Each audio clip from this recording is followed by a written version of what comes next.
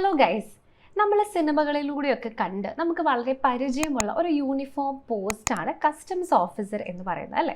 അപ്പോൾ ഇപ്പോൾ 2026 സ്റ്റാർട്ട് ചെയ്തിട്ടുണ്ട്. 2027 അതായത് അടുത്ത വർഷം ഈ സമയമാവുമ്പോഴേക്കും നിങ്ങൾക്കും ഒരു കസ്റ്റംസ് ഓഫീസർ ആവാനുള്ള ഒന്നാമത്തെ സ്റ്റെപ്പ് നമ്മൾ ഒന്ന് കടന്നു കഴിഞ്ഞാൽ എങ്ങനെ ഉണ്ടാകും. അപ്പോൾ ഇന്നത്തെ വീഡിയോയിൽ നമ്മൾ പറയുന്നത് നിങ്ങൾക്കും എങ്ങനെ 2026 ഒരു കസ്റ്റംസ് ഓഫീസർ ആകാം എന്നതിനെ പറ്റിയിട്ടുള്ള എല്ലാ ഡീറ്റെയിൽസുമാണ്. നിങ്ങൾക്ക് അതിന് വേണ്ട യോഗ്യതകൾ എന്തൊക്കെയാണ്, മെഡിക്കൽ ഫിറ്റ്നസ് എന്താണ്, ഫിസിക്കൽ ഫിറ്റ്നസ് എന്താണ്, ഇനി നിങ്ങൾക്ക് എക്സാം എങ്ങനെ ക്ലിയർ ചെയ്യണം, അതിന് വേണ്ടിയിട്ടുള്ള ബേസിക് ആയിട്ടുള്ള എന്തെല്ലാം കാര്യങ്ങൾ നിങ്ങൾ അറിഞ്ഞിരിക്കണം, ഇനി ഡിസബിലിറ്റീസ് ഉള്ളവർക്ക് അപ്ലൈ ചെയ്യാൻ പറ്റുമോ തുടങ്ങി 2026 നിങ്ങൾക്ക് എങ്ങനെ ഒരു കസ്റ്റംസ് ഓഫീസർ ആകാം എന്നതിനെ പറ്റിയുള്ള എല്ലാ കാര്യങ്ങളും ഡീറ്റെയിൽഡ് ആയിട്ട് ഡിസ്കസ് ചെയ്യുന്ന ഒരു വീഡിയോ ആണിത്. അപ്പോൾ നമുക്ക് ഇന്നത്തെ വീഡിയോയിലേക്ക് പോകാം. ആദ്യം തന്നെ എന്തുകൊണ്ടാണ് ഇത് വളരെ ഇമ്പോർട്ടൻ്റ് ആയിട്ടുള്ള അല്ലെങ്കിൽ എല്ലാവരും ആഗ്രഹിക്കുന്ന ഒരു പോസ്റ്റ് ആവുന്നത് എന്ന് നമുക്ക് ആദ്യം നോക്കാം. ഒന്നാമത്തെ കാര്യം, ഇത് ഗ്രൂപ്പ് ബി കാഡറിലുള്ള, അതായത് SSCയുടെ CGLന്റെ കീഴിൽ വരുന്ന ഗ്രൂപ്പ് ബി പോസ്റ്റ് ആണ്. ഗ്രൂപ്പ് ബി പോസ്റ്റ് എന്ന് പറഞ്ഞാൽ ഗ്രൂപ്പ് എ പോസ്റ്റിന്റെ തൊട്ട് താഴെ വരുന്ന പോസ്റ്റാണ്. ഗ്രൂപ്പ് എ പോസ്റ്റുകളെല്ലാം തന്നെ അധികവും UPSCയിലൂടെ, അതായത് നമ്മുടെ യൂണിയൻ പബ്ലിക് സർവീസ് കമ്മീഷൻ്റെ കീഴിൽ വരുന്ന IAS പോലെയുള്ള റാങ്കുകളിൽ നിന്ന് അല്ലെങ്കിൽ IFS IRS ഒക്കെ പോലെയുള്ള റാങ്കുകളിൽ നിന്ന് വരുന്ന പോസ്റ്റുകളാണ്. അതിൻ്റെ താഴേക്ക് വരുന്ന പോസ്റ്റുകളാണ് group B, group C, group D എന്ന് പറയുന്നത്. അപ്പോൾ അതിൽ ഏറ്റവും താഴെ വരുന്നത് ഗ്രൂപ്പ് ഡി ആണ്. സോ ഗ്രൂപ്പ് എയുടെ തൊട്ട് താഴെ വരുന്ന പോസ്റ്റ് ആയതുകൊണ്ട് തന്നെ വളരെയധികം പ്രസ്റ്റീജിയസ് ആയിട്ടുള്ളൊരു പോസ്റ്റാണ് ഈ കസ്റ്റംസ് ഓഫീസറുടേത് എന്ന് നമുക്ക് പറയാം. ഓക്കെ, അപ്പോൾ ഇനി ഇവിടെ നിങ്ങൾ കാണുന്നുണ്ടാകും SSCയുടെ CGL എക്സാം അല്ലേ. അപ്പോൾ നമ്മുടെ വീഡിയോസ് പലരും തുടർച്ചയായിട്ട് കാണുന്ന ആൾക്കാർക്ക് അറിയാം എന്താണ് SSCയുടെ CGL എക്സാം എന്ന്. ഇനി അറിയാത്തവർക്ക് വേണ്ടി ഞാൻ ജസ്റ്റ് ഒന്ന് പറയാം. SSC എന്ന് പറയുന്നത് നമ്മുടെ സ്റ്റാഫ് സെലക്ഷൻ കമ്മീഷനാണ്. കേരളത്തിലെ ഗവൺമെൻറ് എക്സാംസ് ഒക്കെ കേരള PSC നടത്തുന്നത് പോലെ തന്നെ സെൻട്രൽ ഗവൺമെൻറ് എക്സാംസ് റിക്രൂട്ട്മെൻറ്റിൻ്റെ ഏജൻസിയാണ് SSC അഥവാ സ്റ്റാഫ് സെലക്ഷൻ കമ്മീഷൻ എന്ന് പറയുന്നത്. സോ നമ്മുടെ സെൻട്രൽ ഗവൺമെൻറ്റിൻ്റെ കീഴിലുള്ള എല്ലാ ഗവൺമെൻറ് പോസ്റ്റുകളിലേക്കുമുള്ള റിക്രൂട്ട്മെൻറ്റ് SSCയിലൂടെയാണ് നടത്തപ്പെടുന്നത്. ഓക്കെ, അപ്പോൾ ഇതിൽ തന്നെ ഡിഗ്രി ലെവൽ യോഗ്യതയുള്ളവർക്ക് വേണ്ടി നടത്തുന്ന എക്സാമിനേഷനാണ് SSCയുടെ CGL അഥവാ കമ്പൈൻഡ് ഗ്രാജുവേറ്റ് ലെവൽ എക്സാമിനേഷൻ. അപ്പോൾ നിങ്ങൾക്ക് ജസ്റ്റ് ഒരു ഡിഗ്രി ഉണ്ടെങ്കിൽ അത് ഇന്ന കാറ്റഗറിയിൽ വേണമെന്നോ, BSc വേണമെന്നോ, ആർട്സ് ഡിഗ്രി വേണമെന്നോ, അല്ലെങ്കിൽ എഞ്ചിനീയറിംഗ് വേണമെന്നോ അങ്ങനെ യാതൊരു നിബന്ധനയല്ല. നിങ്ങൾ ഡിഗ്രി പാസ്സായിട്ടുള്ള ഒരാളാണെന്നുണ്ടെങ്കിൽ ഈ എക്സാമിന് നിങ്ങൾക്ക് അപ്ലൈ ചെയ്യാനായിട്ട് പറ്റും. നമ്മൾ കാണുന്ന ഒരുപാട് യൂണിഫോം പോസ്റ്റുകളും നോൺ യൂണിഫോം പോസ്റ്റുകളും നല്ല സാലറിയിൽ വരുന്ന ഒരുപാട് ഹൈ പൊസിഷൻ പോസ്റ്റുകളെല്ലാം തന്നെ റിക്രൂട്ട്മെൻറ്റ് നടത്തുന്നത് SSCയുടെ ഈ CGL എക്സാമിനേഷനിലൂടെയാണ്. ഓക്കെ, അപ്പോൾ എന്തുകൊണ്ട് കസ്റ്റംസ് ഓഫീസർ എന്ന ക്വസ്റ്റ്യൻ്റെ ആൻസറാണ് ഇനി നമ്മൾ ഡിസ്കസ് ചെയ്യാനായിട്ട് പോകുന്നത്.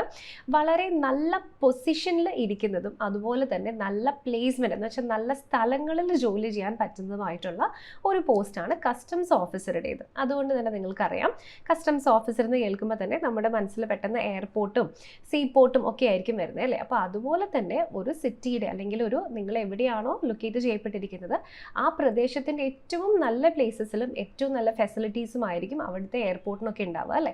അപ്പോൾ അവിടെ ഇരുന്ന് നിങ്ങൾക്ക് ഡെഫിനറ്റ്ലി ജോലി ചെയ്യാൻ പറ്റുന്ന ഒരു പോസ്റ്റാണ്. പിന്നെ ഹൈലി റെസ്പോൺസിബിൾ ആയിട്ടുള്ളൊരു പോസ്റ്റ് ആയതുകൊണ്ട് തന്നെ വളരെയധികം റെസ്പെക്റ്റ് ലഭിക്കുന്ന ഒരു പോസ്റ്റാണിത്. സോ ഡെഫിനറ്റ്ലി നമ്മുടെ രാജ്യത്തിൻ്റെ സുരക്ഷ, അതായത് സെക്യൂരിറ്റിയെ സംബന്ധിച്ചിട്ടുള്ള പോസ്റ്റ് ആയതുകൊണ്ട് സൊസൈറ്റിയിൽ വളരെയധികം റെസ്പെക്റ്റ് ലഭിക്കുന്ന ഒരു പോസ്റ്റാണിത്. ഇനി ഇച്ചിരി അഡ്വഞ്ചറൊക്കെ താല്പര്യമുള്ളവർക്ക് ഫീൽഡ് ഡ്യൂട്ടിയുടെ ഓപ്പർച്യൂണിറ്റീസും കൂടി വരുന്ന ഒരു ജോലിയാണിത്. സോ ഇത് നിങ്ങൾക്ക് ഒരിക്കലും ബോറിംഗ് ആയിരിക്കുന്ന ഒരു ജോലി ആവില്ല. ഡെസ്ക് ഡ്യൂട്ടിയും അതിൻ്റെ കൂടെ തന്നെ നിങ്ങൾക്ക് ഫീൽഡ് ഡ്യൂട്ടിയും വരുന്ന ഒരു ജോലിയാണ്. പിന്നെ ഡെഫിനറ്റ്ലി സെൻട്രൽ ഗവൺമെൻറ് ജോബ് ആയതുകൊണ്ട് തന്നെ ജോബ് സെക്യൂരിറ്റിയുടെ കാര്യത്തിൽ നിങ്ങൾക്ക് യാതൊരു സംശയവും വേണ്ട. So job security, job stability, അതിൻ്റെ കൂടെ തന്നെ അധികാരവുമുള്ള, അതായത് അതോറിറ്റി കൂടി വരുന്ന ഒരു ടൈപ്പ് ഓഫ് ജോലിയാണ് കസ്റ്റംസ് ഓഫീസർ എന്ന് പറയുന്നത്. ഓക്കെ, അപ്പോൾ എന്താണ് ഈ പോസ്റ്റിൻ്റെ ബാക്കിയുള്ള ടെക്നിക്കാലിറ്റീസ് എന്ന് നമുക്ക് നോക്കാം. സോ ഞാൻ നേരത്തെ പറഞ്ഞതുപോലെ SSCയുടെ കമ്പൈൻഡ് ഗ്രാജുവേറ്റ് ലെവൽ എക്സാം അല്ലെങ്കിൽ CGL എക്സാമിലൂടെയാണ് ഇൻസ്പെക്ടർ ഓഫ് കസ്റ്റംസ് എന്ന് പറയുന്ന ഈ ഒരു റിക്രൂട്ട്മെൻറ്റ് നടക്കുന്നത്. അതിന് താഴെ തന്നെ 2-3 പോസ്റ്റുകളുണ്ട്. അതായത് എക്സാമിനർ പോസ്റ്റ് വരുന്നുണ്ട്, പ്രിവെൻറ്റീവ് ഓഫീസർ വരുന്നുണ്ട്, പിന്നെ സെൻട്രൽ എക്സൈസിൻ്റെ ഇൻസ്പെക്ടർ പോസ്റ്റ് വരുന്നുണ്ട്. അപ്പോൾ അത് ഞാൻ ഡീറ്റെയിൽഡ് ആയിട്ട് പറയുന്നുണ്ട്. അപ്പോൾ ഇതെല്ലാം തന്നെ വരുന്നത് നമ്മുടെ ഇന്ത്യൻ ഗവൺമെൻറ്റിൻ്റെ സെൻട്രൽ ഗവൺമെൻറ്റിൻ്റെ കീഴിൽ വരുന്ന ടാക്സ് ഡിപ്പാർട്ട്മെൻറ്റിൻ്റെ താഴെയാണ്. അപ്പോൾ അതിൽ തന്നെ 2 ഡിവിഷൻസ് ആണ് വരുന്നത്. ഒന്ന് CBICയും ഒന്ന് CBDTയും. അപ്പോൾ CBDT എന്ന് പറഞ്ഞാൽ central board of direct taxes ആണ്. അപ്പോൾ CBDT എന്ന് പറയുന്നത് നമ്മുടെ central board of direct taxes ആണ്. നമ്മൾ ഡയറക്റ്റ്ലി ടാക്സ് അടയ്ക്കണം, നമ്മൾ TDS ഫയൽ ചെയ്യുന്ന സമയത്ത് അല്ലെങ്കിൽ ഇൻകം ടാക്സ് അടയ്ക്കണം എന്നൊക്കെ നിങ്ങൾ കേട്ടിട്ടുണ്ടാവും. അപ്പോൾ ഇത്തരത്തിൽ വരുന്ന ഇൻകം ടാക്സ് ഡിപ്പാർട്ട്മെൻ്റ് ഒക്കെയാണ് CBDTയുടെ കീഴിൽ വരുന്നത്. എന്നാൽ അതിനുശേഷം വരുന്ന നമ്മൾ ഇൻഡയറക്റ്റ് ആയിട്ട് കൊടുക്കുന്ന ടാക്സസ്, അതായത് GST പോലെയുള്ള ടാക്സസ് വരുന്നതാണ് CBIC, അതായത് central board of indirect taxes and customs. അപ്പോൾ ഈ ഡിപ്പാർട്ട്മെൻറ്റിൻ്റെ കീഴിലാണ് നമ്മുടെ ഈ ഇൻസ്പെക്ടർ പോസ്റ്റ് വരുന്നത്. ഇതെല്ലാം തന്നെ ഇത് രണ്ടും വരുന്നത് മിനിസ്ട്രി ഓഫ് ഫിനാൻസിൻ്റെ ഭാഗമായിട്ടാണ്. ആൻഡ് ഈ പോസ്റ്റ് കംപ്ലീറ്റ്ലി ഒരു ഗ്രൂപ്പ് B വരുന്ന പോസ്റ്റാണ്. അപ്പോൾ ഇതിൽ തന്നെ ഞാൻ നേരത്തെ പറഞ്ഞല്ലോ, SSC CGLലൂടെ ഈ ഇൻസ്പെക്ടർ പോസ്റ്റിൽ റിക്രൂട്ട്മെൻറ്റ് വരുമ്പോൾ അവിടെ മെയിനായിട്ട് 3 പോസ്റ്റുകളാണ് വരുന്നത്. ഒന്ന് ഇൻസ്പെക്ടർ, സെൻട്രൽ എക്സൈസിൽ ഇൻസ്പെക്ടർ പോസ്റ്റ് വരുന്നുണ്ട്, പ്രിവെൻറ്റീവ് ഓഫീസറിൻ്റെ പോസ്റ്റ് വരുന്നുണ്ട്, അതുപോലെ തന്നെ എക്സാമിനറിൻ്റെ പോസ്റ്റും വരുന്നുണ്ട്. അപ്പോൾ ഈ 3 പോസ്റ്റിൻ്റെ റിക്രൂട്ട്മെൻറ്റും നടക്കുന്നത് SSCയുടെ CGLലൂടെയാണ്. അപ്പോൾ എന്തെല്ലാം ജോലികളാണ് നിങ്ങൾ ഇതുപോലെ ഒരു ഇൻസ്പെക്ടറായിട്ട് ജോയിൻ ചെയ്തിട്ടുണ്ടെങ്കിൽ നിങ്ങൾക്ക് അവിടെ ചെയ്യേണ്ടതായിട്ട് വരും. ഓക്കെ, അപ്പോൾ അതാണ് നമ്മൾ അടുത്തതായിട്ട് ഡിസ്കസ് ചെയ്യാനായിട്ട് പോകുന്നത്. സോ ഡെഫിനറ്റ്ലി അതിൽ ഏറ്റവും ഇമ്പോർട്ടൻ്റ് ആയിട്ടുള്ള ഒരു കാര്യം എന്ന് പറയുന്നത്, ഇത് കസ്റ്റംസ് ഓഫീസറിൻ്റെ പോസ്റ്റ് ആയതുകൊണ്ട് തന്നെ ഇവിടെ ടാക്സ് കളക്ഷൻ ആൻഡ് എൻഫോഴ്സ്മെൻറ്റ് തന്നെയായിരിക്കും നിങ്ങളുടെ ഒന്നാമത്തെ ഡ്യൂട്ടി എന്ന് പറയുന്നത്. അതായത് ഇന്ത്യയിൽ മാനുഫാക്ചർ ചെയ്തിരിക്കുന്ന ഗുഡ്സിൻ്റെയൊക്കെ സെൻട്രൽ എക്സൈസ് ഡ്യൂട്ടി കറക്റ്റ് ആണോ എന്ന് ചെക്ക് ചെയ്യുക. പിന്നെ ചില കേസസിൽ എന്തെങ്കിലും കംപ്ലൈൻ്റ് ഒക്കെ ലഭിച്ചിട്ടുണ്ടെങ്കിൽ നിങ്ങൾ അവിടെയുള്ള ഫാക്ടറീസോ അല്ലെങ്കിൽ അത്തരത്തിലുള്ള ഔട്ട്ലെറ്റ്സോ ഒക്കെ ഇൻവെസ്റ്റിഗേറ്റ് ചെയ്യുക. ഇൻഡസ്ട്രിയൽ യൂണിറ്റ്സ് ഒക്കെ ഇത് കംപ്ലൈൻ്റ് ആണോ എന്ന് വെച്ചാൽ നമ്മുടെ റൂൾസ് ഫോളോ ചെയ്യുന്നുണ്ടോ എന്ന് നിങ്ങൾ വെരിഫൈ ചെയ്യാം. ഇനി നെക്സ്റ്റ് വരുന്നത് ഒരു ഇൻവെസ്റ്റിഗേഷൻ വർക്കാണ്. അത് കൂടുതലും കംപ്ലൈൻറ്റ്സ് ഒക്കെ ലഭിക്കുന്ന കേസസിലാണ് നിങ്ങൾ ഫീൽഡ് ഡ്യൂട്ടി ആയിട്ട് ഇൻവെസ്റ്റിഗേഷൻ ചെയ്യേണ്ടതായിട്ട് വരുന്നത്. എവിടെയെങ്കിലും ടാക്സ് വെട്ടിപ്പ് നടന്നിട്ടുണ്ടോ അല്ലെങ്കിൽ എന്തെങ്കിലും ഫ്രോഡ് റിപ്പോർട്ട് ചെയ്തിട്ടുണ്ടോ, അപ്പോൾ അതിന് വേണ്ടിയിട്ടുള്ള ഇൻവോയ്സസ് ഒക്കെ വെരിഫൈ ചെയ്ത് നോക്കുക. ഡോക്യുമെൻറ്റ്സും എല്ലാം അനലൈസ് ചെയ്തുകൊണ്ട് എല്ലാ ട്രാൻസാക്ഷൻസും പക്ക ആണ് എന്ന് എൻഷുർ ചെയ്യുക. ഇനി അഥവാ എന്തെങ്കിലും അത്തരത്തിൽ ഇഷ്യൂസ് ഉണ്ട് എന്നുണ്ടെങ്കിൽ അതിനനുസരിച്ചിട്ടുള്ള റിപ്പോർട്ട് തയ്യാറാക്കുക തുടങ്ങിയിട്ടുള്ള ജോലികളൊക്കെയാണ് നിങ്ങൾ ഇവിടേക്ക് ചെയ്യേണ്ടത്. ഓക്കെ, അപ്പോൾ ഇവിടെ ഫീൽഡ് ഡ്യൂട്ടിയും വരുന്നുണ്ട്, ഓഫീസ് ഡ്യൂട്ടിയും വരുന്നുണ്ട്. ഞാൻ നേരത്തെ പറഞ്ഞു ഫീൽഡ് ഡ്യൂട്ടിയുടെ ഭാഗമായിട്ടാണ് ഇവിടെ റെയ്ഡുകൾ ഒക്കെ വരുന്നത്. പക്ഷേ ഇത് ഒത്തിരി കോമൺ ആയിട്ട് വരുന്ന ഒരു കാര്യമല്ല. അതായത് ഇപ്പം എല്ലാ മാസവും 2 റെയ്ഡ് അങ്ങനെ നമുക്ക് പറയാൻ പറ്റില്ല. സോ നിങ്ങൾക്ക് റെയ്ഡ് വരുന്ന ഓപ്പർച്യൂണിറ്റീസ് ഉണ്ടാകും, പക്ഷെ അത് റെഗുലർ ആയിട്ട് ഇത്ര ഫ്രീക്വൻസിയിൽ വരും എന്ന് നമുക്ക് പറയാൻ പറ്റില്ല. ഓക്കെ, കംപ്ലയിൻറ്റ്സ് വരുമ്പോഴോ അല്ലെങ്കിൽ എന്തെങ്കിലും ഇഷ്യൂസ് റിപ്പോർട്ട് ചെയ്യപ്പെടുമ്പോഴാണ് ഇതുപോലുള്ള റെയ്ഡുകളൊക്കെ സാധാരണ നടത്താറുള്ളത്. ആ നടത്തുന്ന റെയ്ഡുകളുടെ ഡോക്യുമെൻറ്റേഷൻ ആൻഡ് ഓഫീസ് വർക്ക് എന്ന് പറയുന്നത്. അതായത് എത്ര പേര് പോയി, അവിടുത്തെ ഫൈൻഡിങ്സ് എന്തൊക്കെയാണ്, അവിടെ വിറ്റ്നസ്സുകൾ ഉണ്ടെങ്കിൽ അവരുടെ സ്റ്റേറ്റ്മെൻറ്റ്സ് എന്തൊക്കെയാണ്, അതൊക്കെ റെക്കോർഡിക്കലാക്കുക. പിന്നെ ഇത്തരത്തിലുള്ള കാര്യങ്ങളൊക്കെ കംപ്ലീറ്റ്ലി ഡോക്യുമെൻറ്റേഷൻ അത് എൻഷുർ ചെയ്യുക എന്നുള്ളതും ഈ ജോലിയുടെ ഭാഗമായിട്ട് വരുന്നതാണ്. പിന്നെ ഈ ജോലിയുടെ മറ്റൊരു ഇമ്പോർട്ടൻ്റ് ആയിട്ടുള്ള ഒരു പാർട്ട് എന്ന് പറയുന്നത് നിങ്ങളുടെ സുപ്പീരിയേഴ്സിനെ അസിസ്റ്റ് ചെയ്യുക എന്നുള്ളതാണ്. സോ ഇവിടെ നിങ്ങളിവിടെ ജോയിൻ ചെയ്യുന്ന സമയത്ത് നിങ്ങൾ ജൂനിയേഴ്സ് ആയിരിക്കും. അപ്പോൾ നിങ്ങൾക്ക് ഇഷ്ടംപോലെ സീനിയേഴ്സ് ഉണ്ടാകും. അവർ പറയുന്നതിനനുസരിച്ച് അവരുടെ കമാൻഡിനനുസരിച്ച് റിപ്പോർട്ട്സ് തയ്യാറാക്കുക. അല്ലെങ്കിൽ റെയ്ഡിൽ പോകാനാണെന്നുണ്ടെങ്കിൽ അവരുടെ പറയുന്ന കമാൻഡ്സ് അതിനനുസരിച്ച് അനുസരിക്കുക എന്നുള്ളതും ഈ ജോലിയുടെ ഇമ്പോർട്ടൻ്റ് ആയിട്ടുള്ള ഒരു പാർട്ടാണ്. ഓക്കെ, ഇനി അടുത്തതായിട്ട് നമ്മൾ ഡിസ്കസ് ചെയ്യാൻ പോകുന്നത് ഈ ജോലിക്ക് വേണ്ട എഡ്യൂക്കേഷണൽ ക്വാളിഫിക്കേഷൻ, ഏജ് ലിമിറ്റ് തുടങ്ങിയിട്ടുള്ള കാര്യങ്ങളാണ്. സോ സാധാരണ ഡിഗ്രിയുള്ള ഏതൊരാൾക്കും, അത് ഏത് ഡിഗ്രി ആണെങ്കിലും കുഴപ്പമില്ല, അത് നമ്മുടെ നോട്ടിഫിക്കേഷനിൽ കൃത്യമായിട്ട് പറയുന്നുണ്ട്. Bachelors degree in any discipline, നിങ്ങൾക്ക് ഏത് ഡിഗ്രി ആണെങ്കിലും നിങ്ങൾക്ക് പ്രശ്നമുണ്ടാവില്ല, നിങ്ങൾക്ക് ഈ ജോലിക്ക് അപ്ലൈ ചെയ്യാനായിട്ട് പറ്റും. റെക്കഗ്നൈസ്ഡ് ആയിട്ടുള്ള ഒരു യൂണിവേഴ്സിറ്റിയിൽ നിന്നും ഉള്ള ഡിഗ്രി ആയിരിക്കണം എന്ന് മാത്രമേ ഉള്ളൂ. ഇനി ഫൈനൽ ഇയർ സ്റ്റുഡൻസിന് അപ്ലൈ ചെയ്യാൻ പറ്റുമോ എന്ന് പലരും ചോദിക്കാറുണ്ട്. ഫൈനൽ ഇയർ സ്റ്റുഡൻസിനും സാധാരണ അപ്ലൈ ചെയ്യാൻ പറയാറുണ്ട്.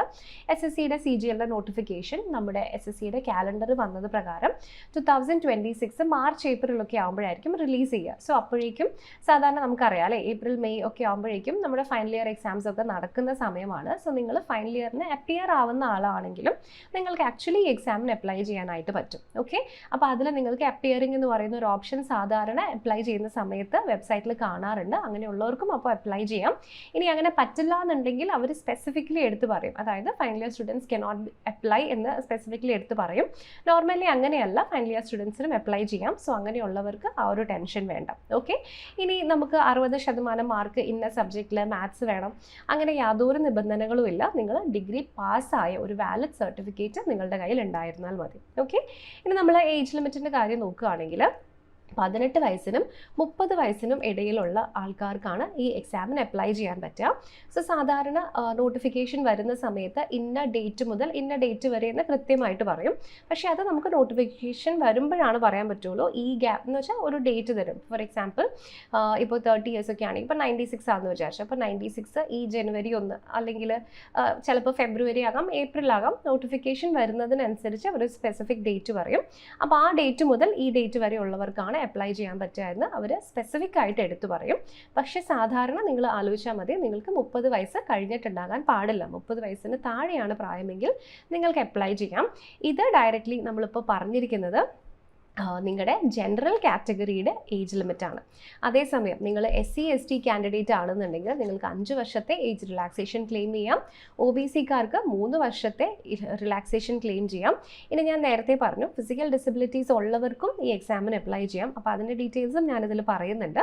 സോ ജനറൽ കാറ്റഗറിയിലുള്ള ഡിസബിലിറ്റി ഉള്ള ഒരാൾക്ക് 10 വർഷത്തെ റിലാക്സേഷൻ ക്ലെയിം ചെയ്യാം. ഇനി OBC ആണെങ്കിൽ OBC-യുടെ 3ഉം ഫിസിക്കൽ ഡിസബിലിറ്റിയുടെ 10ഉം കൂടെ ചേർത്ത് 13 വർഷത്തെ റിലാക്സേഷൻ കിട്ടും. SC/ST-കാർക്ക് 15 കിട്ടും. ഇനി എക്സ് സർവീസ്മെന്നിനും നിങ്ങളുടെ റൂൾസ് അനുസരിച്ച് അപ്ലൈ ചെയ്യാവുന്നതാണ്. സോ എക്സ് സർവീസ്മെന്നിന് എങ്ങനെയാണ് ഏജ് റിലാക്സേഷൻ കാൽക്കുലേറ്റ് ചെയ്യേണ്ടത് എന്നുള്ള ഡീറ്റെയിൽഡ് ആയിട്ടുള്ളൊരു വീഡിയോ ഞാൻ നമ്മുടെ ചാനലിൽ ചെയ്തിട്ടുണ്ട്. നിങ്ങളതൊന്ന് സെർച്ച് ചെയ്താൽ മതി. സോ എത്ര വർഷത്തെ സർവീസ് ആണോ നിങ്ങൾക്കുള്ളത് അതിനനുസരിച്ചിട്ടാണ് നിങ്ങളുടെ ഏജ് റിലാക്സേഷൻ ക്ലെയിം ചെയ്യാൻ പറ്റുന്നത്. ഓക്കെ, ഇനി അടുത്തതായിട്ട് ഏജ് റിലാക്സേഷൻ മനസ്സിലായി, എഡ്യൂക്കേഷണൽ ക്വാളിഫിക്കേഷൻ മനസ്സിലായി. എങ്ങനെ നമുക്ക് ഈ എക്സാം ക്രാക്ക് ചെയ്യാം? അതിനുവേണ്ടി നമുക്ക് ഏറ്റവും ആദ്യം അറിയേണ്ടത് SSC CGL എക്സാമിനേഷൻ്റെ സ്റ്റേജസ് എന്തൊക്കെയാണെന്നാണ്. പ്രധാനമായിട്ടും 2 സ്റ്റേജുകളാണ് ഈ എക്സാമിലുള്ളത്. ഒന്ന് Tier 1 എക്സാമും 2 Tier 2 എക്സാമും. രണ്ടും കംപ്ലീറ്റ്ലി ഓൺലൈനായിട്ട് നടത്തപ്പെടുന്ന എക്സാമിനേഷനാണ്. സോ അതുകൊണ്ട് തന്നെ നിങ്ങൾക്ക് കമ്പ്യൂട്ടർ ഇങ്ങനെ തന്നിട്ടുണ്ടാകും. സോ നിങ്ങളിങ്ങനെ ഇരുന്ന് എഴുതേണ്ട ഡിസ്ക്രിപ്റ്റീവ് ആൻസേഴ്സ് ഒന്നും തന്നെ വരുന്നില്ല. മൾട്ടിപ്പിൾ ചോയ്സ് ക്വസ്റ്റ്യൻസ് ആണ്. ഒരു ക്വസ്റ്റിന് 4 ഓപ്ഷൻസ് ഉണ്ടാകും. അതിൽ ഒരു റൈറ്റ് ആൻസർ ആയിരിക്കും ഉണ്ടാവുക, ബാക്കി 3 എണ്ണം റോങ് ആയിരിക്കും. അപ്പോൾ ഇങ്ങനെ ഒരു 100 ചോദ്യങ്ങളിൽ നിന്നും 200 മാർക്കിലാണ് നിങ്ങളുടെ Tier 1 എക്സാമിനേഷൻ നടക്കുന്നത്. സോ ഈ Tier 1 എക്സാമിനേഷനിൽ 4 സബ്ജക്ട്സ് ആണുള്ളത്. ഇവിടെ റീസണിംഗ് ഉണ്ട്, general awareness, aptitude and English comprehension. ഈ 4 സബ്ജക്ട്സിനും ഈക്വൽ വെയിറ്റേജ് ആണ് Tier 1 എക്സാമിൽ വരുന്നത്. അപ്പോൾ എല്ലാത്തിൽ നിന്നും 25 ക്വസ്റ്റ്യൻസ് വീതം ഉണ്ടാകും. ഒരു ക്വസ്റ്റിന് 2 മാർക്ക് വീതമാണ് വെയിറ്റേജ് വരിക. സോ ടോട്ടലി 50 മാർക്ക് ഒരു സെക്ഷനിൽ നിന്നും നിങ്ങൾക്ക് ലഭിക്കും. അതിനുശേഷം ടോട്ടലി 200 മാർക്കിലാണ് നിങ്ങളുടെ എക്സാമിനേഷൻ നടക്കാൻ പോകുന്നത്. ക്ലിയർ? അപ്പോൾ 1 മണിക്കൂറാണ് എക്സാമിനേഷൻ്റെ ദൈർഘ്യം എന്ന് പറയുന്നത്. സോ അപ്പോൾ ഇവിടെയാണ് നിങ്ങൾക്കൊരു ചെറിയ ഒരു ക്യാച്ച് വരുന്നത്. കാരണം 100 ക്വസ്റ്റ്യൻസ് 1 മണിക്കൂറിൽ നിങ്ങൾക്ക് തീർക്കണം. അതിൽ മാത്സിൻ്റെ തന്നെ 25 ക്വസ്റ്റ്യൻസ് വരുന്നുണ്ട്. അപ്പോൾ ഇച്ചിരി സമയം വേണ്ടി വരുന്നത് മാത്സിനാണ്. അപ്പോൾ നമ്മൾ നോർമലി സോൾവ് ചെയ്യുന്നത് പോലെ ക്വസ്റ്റ്യൻ എടുത്ത് പിന്നെ ആൻസർ ഓരോന്നായി കണ്ടുപിടിച്ച് സ്റ്റെപ്സ് എഴുതി സോൾവ് ചെയ്യുന്ന മെത്തേഡിൽ നമുക്ക് പെട്ടെന്ന് ക്വസ്റ്റ്യൻസ് സോൾവ് ചെയ്യാൻ പറ്റില്ല. അപ്പോൾ അതിന് വേണ്ടി നല്ല ഷോർട്ട് കട്ട്സ് അറിയണം. നല്ല സ്പീഡിൽ എങ്ങനെ പെട്ടെന്ന് ക്വസ്റ്റ്യൻസ് ആൻസർ ചെയ്യാം എന്നുള്ള കാര്യം നമുക്ക് മസ്റ്റായിട്ട് അറിയണം. എങ്കിൽ മാത്രമാണ് നമുക്ക് ഈ എക്സാം ക്രാക്ക് ചെയ്യാനായിട്ട് പറ്റുള്ളൂ. ഓക്കെ, അപ്പോൾ അതിനൊന്നും നിങ്ങൾ പേടിക്കേണ്ട. അതിനൊക്കെ എൻട്രി നിങ്ങളെ ഹെൽപ്പ് ചെയ്യും. അതെങ്ങനെയാണ് എന്ന് നമുക്ക് നമ്മൾ ലാസ്റ്റ് ഡീറ്റെയിൽഡ് ആയിട്ട് പറയുന്നുണ്ട്. ഓക്കെ, അപ്പോൾ ഇതാണ് നമ്മുടെ Tier 1 എക്സാമിനേഷൻ. ഇനി ഇത് നിങ്ങൾ ക്ലിയർ ചെയ്തതിന് ശേഷം സോ നിങ്ങൾക്ക് Tier 2 എക്സാമിനേഷൻ വരും. അതും ഒരു ഓൺലൈൻ എക്സാമിനേഷൻ തന്നെയാണ്. അപ്പോൾ Tier 2 എക്സാമിൻ്റെ പ്രത്യേകത എന്ന് പറയുന്നത് ഈ ഇൻസ്പെക്ടർ പോസ്റ്റുകളിലേക്കൊക്കെ ഒരു പേപ്പർ 1 എന്ന് പറയുന്ന ഒറ്റ പേപ്പർ നിങ്ങൾ കൊടുത്താൽ മതി. അതേസമയം വേറെ CGLയുടെ ഭാഗമായിട്ട് വരുന്ന മറ്റു ചില പോസ്റ്റുകളുണ്ട്. സ്റ്റാറ്റിസ്റ്റിക്കൽ ഇൻവെസ്റ്റിഗേറ്റർ അല്ലെങ്കിൽ ജൂനിയർ സ്റ്റാറ്റിസ്റ്റിക്കൽ ഓഫീസർ പോലെയുള്ള പോസ്റ്റുകളിലേക്ക് നിങ്ങൾ അപ്ലൈ ചെയ്യുമ്പോൾ അവിടെ ചിലപ്പം ഫിനാൻസോ സ്റ്റാറ്റിസ്റ്റിക്സോ നിങ്ങൾ ആ പേപ്പറും കൂടെ കൊടുക്കേണ്ടതായിട്ട് വരും. പക്ഷേ ഇൻസ്പെക്ടർ പോസ്റ്റുകളിലേക്ക് നിങ്ങളുടെ നോർമൽ പേപ്പർ 1 മാത്രം കൊടുത്താൽ മതി. സോ പേപ്പർ 1-ൽ എന്താ ഉള്ളതെന്ന് വെച്ചാൽ നമ്മൾ ഈ പഠിച്ചിട്ടുണ്ടായിരുന്ന Tier 1 എക്സാമിന് പഠിച്ചിട്ടുണ്ടായിരുന്ന 4 സബ്ജക്റ്റുകൾ തന്നെ ഇത്രയും കൂടെ കൂടിയ വെയിറ്റേജിൽ പേപ്പർ 1-ൽ Tier 2 എക്സാമിൽ വരുന്നുണ്ട്. ഓക്കെ, അപ്പോൾ അതിൻ്റെ കൂടി ഒരു കമ്പ്യൂട്ടർ പ്രൊഫിഷ്യൻസി ടെസ്റ്റും വരാറുണ്ട്. അതൊരു ക്വാളിഫയിങ് ടെസ്റ്റാണ്.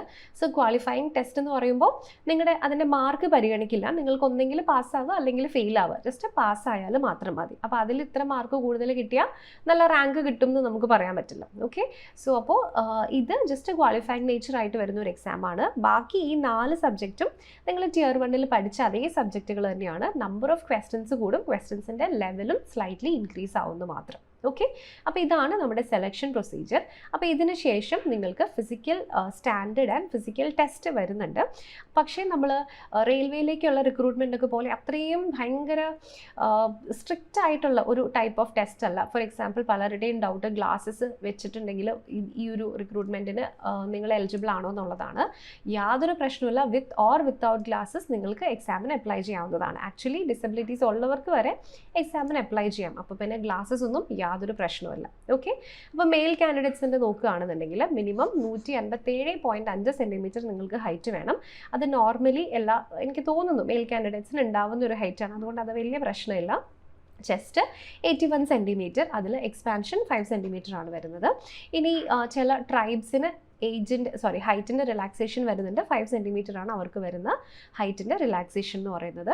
പിന്നെ ഫിസിക്കൽ ടെസ്റ്റിൽ അങ്ങനെ ഭയങ്കര റിഗ്രസ് ആയിട്ടുള്ള ഹൈ ജമ്പ്, ലോങ് ജമ്പ് അങ്ങനെ ഒന്നും തന്നെ ഇല്ല. ഫോഴ്സസിലേക്കുള്ള റിക്രൂട്ട്മെൻറ്റ് പോലെയല്ല വരുന്നത്. നോർമൽ വാക്കിങ്ങും സൈക്ലിങ്ങും മാത്രം മതി. സോ അതിൽ 15 മിനിറ്റ് കൊണ്ട് 1.6 കിലോമീറ്റേഴ്സ് നിങ്ങൾ വാക്ക് ചെയ്യണം. ഇനി 8 കിലോമീറ്റർ 30 മിനിറ്റിൽ നിങ്ങൾ സൈക്കിൾ ചെയ്യണം. ഇതാണ് നിങ്ങളുടെ എഫിഷ്യൻസി ടെസ്റ്റ് അവിടെ മെഷർ ചെയ്യുന്നത്. ഓക്കെ, ഇനി അത് ഫീമെയിൽ കാൻഡിഡേറ്റ്സ് ആണ് വരുന്നതെങ്കിൽ 152 സെൻറ്റിമീറ്റർ ആണ് അവരുടെ മിനിമം ഹൈറ്റ് വേണ്ടത്. സോ അതും ഒരു ജനറൽ ആവറേജ് ഹൈറ്റ് തന്നെയാണ് വരുന്നത്. ആൻഡ് പിന്നെ വെയിറ്റ് 48 കിലോഗ്രാംസ് ആണ് വരുന്നത്. പിന്നെ ഹൈറ്റ് റിലാക്സേഷൻ ഇതേപോലെ തന്നെ 2.5 സെൻറ്റിമീറ്ററിൻ്റെ ഹൈറ്റ് റിലാക്സേഷൻ ഈ ട്രൈബിൽ നിന്ന് വരുന്നവർക്കുണ്ട്. സോ ഫിസിക്കൽ ടെസ്റ്റും അതേപോലെ തന്നെ ഹൈ ജമ്പും ലോങ് ജമ്പും ഒന്നും വരുന്നില്ല. വാക്കിംഗ് ആൻഡ് സൈക്ലിംഗ് മാത്രമേ ഉള്ളൂ. 20 മിനിറ്റ് കൊണ്ട് 1 കിലോമീറ്റർ നടക്കണം. സൈക്ലിങ്ങിൽ 3 കിലോമീറ്റർ 25 മിനിറ്റിൽ നിങ്ങൾ ഫിനിഷ് ചെയ്യണം. ഓക്കെ, അപ്പോൾ ഇതാണ് അതിൻ്റെ ഒരു റിലാക്സേഷൻസ് വരുന്നത്. ഓക്കെ, അത് ഈ സ്പെഷ്യൽ ട്രൈബിന് മാത്രം വരുന്ന റിലാക്സേഷനാണ് കേട്ടോ. ഹൈറ്റിൻ്റെ കേസിൽ മാത്രം വരുന്ന റിലാക്സേഷനാണ്. ഇനി അടുത്തത് ഡിസബിലിറ്റീസ് ഉള്ളവർക്ക് അപ്ലൈ ചെയ്യാമെന്ന് ഞാൻ പറഞ്ഞു. അപ്പോൾ അത് SSCയുടെ കഴിഞ്ഞ വർഷത്തെ CGL നോട്ടിഫിക്കേഷൻ്റെ ഭാഗമായിട്ട് വന്നിട്ടുണ്ടായിരുന്ന ഡീറ്റെയിൽസിൽ നമ്മൾ എടുത്തിരിക്കുന്ന അതിൻ്റെ സ്നിപ്പാണ്. ഫോർ എക്സാമ്പിൾ ഇപ്പോൾ നിങ്ങൾ CBICയിലെ ഇൻസ്പെക്ടർ പോസ്റ്റിലേക്കോ അല്ലെങ്കിൽ പ്രിവെൻറ്റീവ് ഓഫീസർ എക്സാമിനർ പോസ്റ്റിലേക്ക് അപ്ലൈ ചെയ്യുമ്പോൾ ഇവിടെ കാണിക്കുന്ന SST BN എന്നൊക്കെ പറയുന്നത് അതിൻ്റെ ഫങ്ഷണൽ റിക്വയർമെൻറ്റ്സ് ആണ്. അതായത് S എന്ന് വെച്ചിട്ടുണ്ടെങ്കിൽ സിറ്റിംഗ്, ST എന്ന് വെച്ചാൽ സ്റ്റാൻഡിങ്, BN എന്ന് പറഞ്ഞാൽ ബെൻഡിങ്. അപ്പോൾ അത്തരത്തിലുള്ള MF എന്ന് പറഞ്ഞാൽ മാനിപ്പുലേഷൻ വിത്ത് ഫിംഗേഴ്സ്, അതായത് നിങ്ങൾക്ക് ടൈപ്പ് ചെയ്യാനൊക്കെ കുറച്ച് പറ്റണം. അപ്പോൾ ഇതാണ് അതിൻ്റെ ഫങ്ഷണൽ റിക്വയർമെൻറ്റ്. അപ്പോൾ നിങ്ങൾ റെയ്ഡിന് പോവുകയാണെന്നുണ്ടെങ്കിലും നിങ്ങൾ അവിടെ ഓടാനോ ആരുടെയും പുറകെ ചാടാനോ ഒന്നും നിങ്ങൾ പോകുന്നില്ല. സോ അതുകൊണ്ട് തന്നെ ഇത്തരം ഫങ്ഷണൽ റിക്വയർമെൻറ്റ്സ് നിങ്ങളുടെ ഡിസബിലിറ്റി ഉണ്ടെങ്കിലും നിങ്ങൾക്ക് പോസിബിൾ ആണെന്നുണ്ടെങ്കിൽ നിങ്ങൾക്ക് ഈസിലി ഈ ജോലിക്ക് അപ്ലൈ ചെയ്യാം. സോ ഏതൊക്കെ ഡിസബിലിറ്റി ഉള്ളവർക്ക് അപ്ലൈ ചെയ്യാമെന്ന് ഇതിൽ കൃത്യമായിട്ട് കാണാനായിട്ട് പറ്റും. D എന്ന് പറഞ്ഞാൽ ബ്ലൈൻഡ് ആണ്. അത് ജസ്റ്റ് നമുക്ക് വേണമെങ്കിൽ ഒന്ന് എൻലാർജ് ചെയ്ത് നോക്കാം. D എന്ന് പറയുന്നത് ബ്ലൈൻഡ് ആണ്. LV എന്ന് പറഞ്ഞാൽ ലോ വിഷൻ ആണ്. D എന്ന് വെച്ചാൽ ഡെഫ്. HH എന്ന് പറഞ്ഞാൽ ഹാർഡ് ഓഫ് ഹിയറിംഗ്, ചെവി കേൾക്കാത്തവർ. ഇനി OA എന്ന് പറഞ്ഞാൽ 1 ആം ഉള്ളവർ, 1 ലെഗ് ഉള്ളവർ. ഇനി 1 ആം ആൻഡ് 1 ലെഗ്, അതാണ് OAL എന്ന് പറയുന്നത്. പിന്നെ ഇവിടെ BL ഒക്കെ നിങ്ങൾക്ക് കാണാൻ പറ്റും. BL എന്ന് പറഞ്ഞിട്ടുണ്ടെങ്കിൽ ലെഗ്സ് ഇല്ലാത്ത ആൾക്കാർ. സോ ഇനി നെക്സ്റ്റ് അടുത്തതായിട്ട് CP എന്ന് പറഞ്ഞാൽ സെറിബ്രൽ പാൾസി ആണ്. ഓക്കെ, സെറിബ്രൽ പാൾസി BL ഇതിനകത്ത് തന്നിട്ടില്ല, ബോത്ത് ലെഗ്സ് ഇതിൽ തന്നിട്ടില്ല കേട്ടോ. സോ CP എന്ന് പറയുന്നത് സെറിബ്രൽ പാൾസി ആണ്. സോ അങ്ങനെയുള്ളവർക്ക് അപ്ലൈ ചെയ്യാം. പിന്നെ LC എന്ന് വെച്ചാൽ ലെപ്രസി ക്യൂർഡ് ആയിട്ടുള്ള, അതായത് ലെപ്രസി ക്യൂർ ആയവർക്ക് ചെയ്യാൻ പറ്റും. DW എന്ന് പറഞ്ഞാൽ ഡ്വാർഫിസം ഉള്ളവർ. സോ ഡ്വാർഫിസം മീൻസ് ആക്ച്വൽ അതൊരു മെഡിക്കൽ കണ്ടീഷനായിട്ട് ഡ്വാർഫിസം ഉള്ളവർക്ക് അപ്ലൈ ചെയ്യാനായിട്ട് പറ്റും. പിന്നെ അങ്ങനെ ഒരുപാട് ഡീറ്റെയിൽസ് ഇവിടെ നിങ്ങൾക്ക് കാണാനായിട്ട് പറ്റും. ഓക്കെ, അപ്പോൾ ഇത്തരത്തിൽ ഉള്ളവർക്കും ഈ ഒരു എക്സാമിന് അപ്ലൈ ചെയ്യാനായിട്ട് പറ്റും എന്നാണ് ഇവിടെ തന്നിരിക്കുന്നത്. ഓക്കെ, സോ ഇനി ഇവിടെ MD എന്ന് പറയുന്നത് മൾട്ടിപ്പിൾ ഡിസബിലിറ്റി ആണ്. അപ്പോൾ അത് എത്ര പെർസെൻറ്റേജ് ആണ് എന്നൊക്കെ അതിൻ്റെ സർട്ടിഫിക്കറ്റ് നിങ്ങൾ അപ്ലോഡ് ചെയ്യുന്ന സമയത്ത് കൃത്യമായിട്ട് നോക്കിയാൽ മതി. അപ്പോൾ ഇതിലെല്ലാം തന്നെ നിങ്ങൾക്ക് ക്ലിയർ ആയിട്ട് കാണാൻ പറ്റും.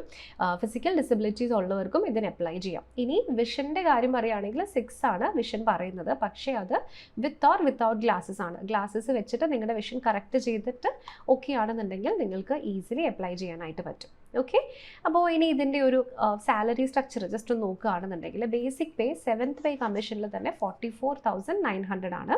അപ്പോൾ 2026 തൊട്ട് അത് നമ്മുടെ നെക്സ്റ്റ് പേ കമ്മീഷൻ, അതായത് 8th പേ കമ്മീഷൻ വരും. അപ്പോൾ അതുകൊണ്ട് തന്നെ ഈ ബേസിക് പേ തന്നെ നേരെ 50,000 അബോവിലേക്ക് പോവുകയും ചെയ്യും. സോ ഡെഫിനറ്റ്ലി ഈ ബേസിക് പേയുടെ മുകളിലാണ് നിങ്ങളുടെ ബാക്കി അലവൻസുകളൊക്കെ കാൽക്കുലേറ്റ് ചെയ്യുന്നത്. സോ നിങ്ങളുടെ പോസ്റ്റിംഗ് എപ്പോഴും എന്താണെങ്കിലും XYZ കാറ്റഗറിയിൽ X സിറ്റീസിലായിരിക്കും വരുന്നത്, അല്ലെങ്കിൽ Y സിറ്റീസ്. സോ ഡെഫിനറ്റ്ലി നിങ്ങൾക്ക് ഈ നല്ല സിറ്റീസിൽ പോസ്റ്റിങ്സ് വരുന്നത് കൊണ്ട് തന്നെ അതിനനുസരിച്ചിട്ടുള്ള ഉയർന്ന അലവൻസുകളും നിങ്ങൾക്ക് ലഭിക്കും. സോ നിങ്ങൾ ജോയിൻ ചെയ്തതിന് ശേഷം തന്നെ നിങ്ങൾക്ക് ഒരു 75,000 in hand salary, up to 75,000 in hand salary ലഭിക്കും. അടുത്ത പേ കമ്മീഷൻ വരുമ്പോഴേക്കും അത് ഇനി കൂടാനേ ചാൻസ് ഉള്ളൂ, ഇതൊരിക്കലും കുറയില്ല. ക്ലിയർ? ഇനി അതിൻ്റെ കൂടെ തന്നെ ഒരുപാട് അലവൻസുകൾ നിങ്ങൾക്ക് വരുന്നുണ്ട്. ഡിയർനെസ് അലവൻസ് വരുന്നുണ്ട്, ഹൗസ് റെൻറ്റ് അലവൻസ് വരുന്നുണ്ട്, ട്രാൻസ്പോർട്ട് അലവൻസ് വരുന്നുണ്ട്, CGSSൻ്റെ അതായത് സെൻട്രൽ ഗവൺമെൻറ്റിൻ്റെ ഹെൽത്ത് സ്കീമിൻ്റെ ഭാഗമായിരിക്കും. പിന്നെ NPS പ്രകാരം നിങ്ങൾക്ക് പെൻഷൻ കിട്ടും, LTC കിട്ടും, അതായത് ലീവ് ട്രാവൽ കൺസെഷൻ. നിങ്ങൾ ലീവ് എടുക്കുമ്പോഴും നിങ്ങളുടെ ടിക്കറ്റ് ചാർജസ് ഒക്കെ സെൻട്രൽ ഗവൺമെൻറ് വഹിക്കുന്നതായിരിക്കും. സോ പെയ്ഡ് ലീവ് ആയിരിക്കും നിങ്ങൾക്ക് ലഭിക്കുന്നത്. അത് കൂടാതെ തന്നെ ട്രാൻസ്പോർട്ടിനുള്ള എക്സ്ട്രാ പേയ്മെൻറ്റും നിങ്ങൾക്ക് ലഭിക്കുന്നതായിരിക്കും. ഓക്കെ. അപ്പോൾ എനിക്ക് തോന്നുന്നു കഴിഞ്ഞ വർഷം തന്നെ ഈ പോസ്റ്റുകളിലേക്ക് 500 to 700 പോസ്റ്റുകളുടെ വേക്കൻസി വന്നിട്ടുണ്ടായിരുന്നു. അപ്പോൾ ഓരോ വർഷവും ഈ വരുന്ന വേക്കൻസികളിൽ, അതായത് ഇപ്പം CGL എക്സാമിൽ ഒരു 17,000 സംതിങ് വേക്കൻസിയാണ് കഴിഞ്ഞ വർഷം മൊത്തം എക്സാമിന് വിളിച്ചത്.